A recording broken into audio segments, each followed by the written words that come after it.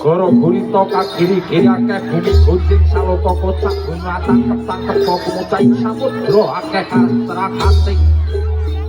urut tangantuk panonopan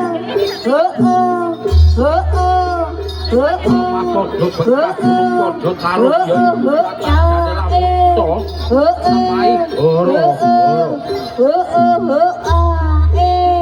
apa to pratandane goro-goro iku uga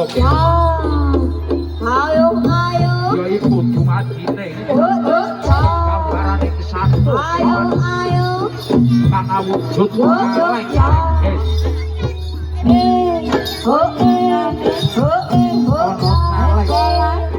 telu ing sanane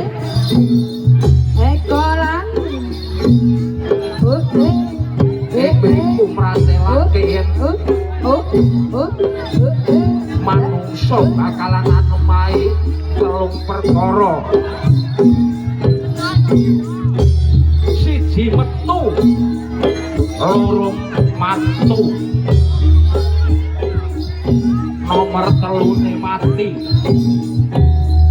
iku lakune menungsa tak kena diselaki mula ing mriku gambarane ana celeng ingkang werna telu lamun manungsa tak bisa ngendhakake hawa nafsune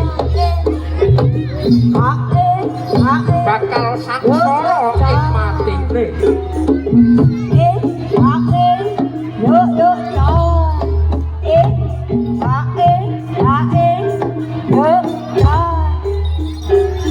pepatane ing donya yaiku celeng ingkang remen angreti darbe ing para among tani yaiku gegambare negara kita lamun to kathah ingkang nindakaken korupsi pramila negari boten bakalan mukti wibawa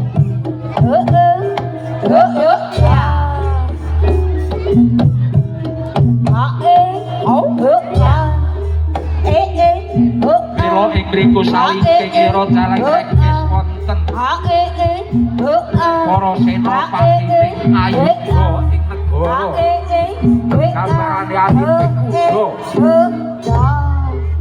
kuda gambarake ingkang kuat ayo sanadyan wonten bandhaning para kawula ingkang matur tumbuk boten kewan para kawula ingkang amangertosi manungsa panaging praja pideksa eling lamun ta wonten ingkang nindakaken jagat gumelang wonten adipati yaiku gambarane Gusti Makarya Loka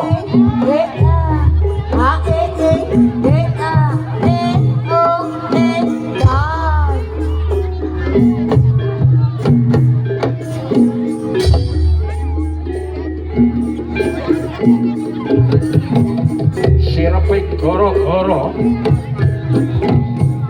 prajurit Esti budaya samya abes aglabar amebak alun-alun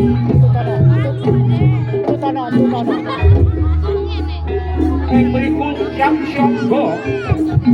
rawe-rawe atas amalan-amalan tutup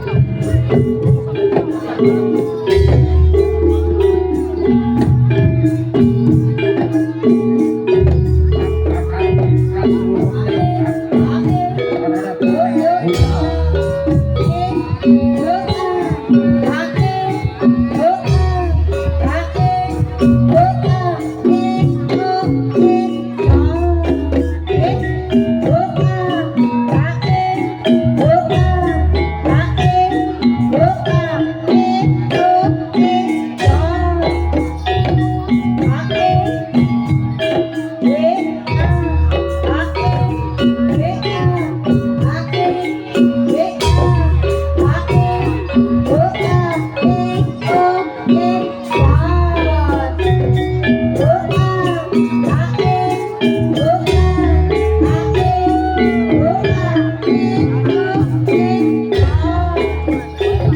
Hey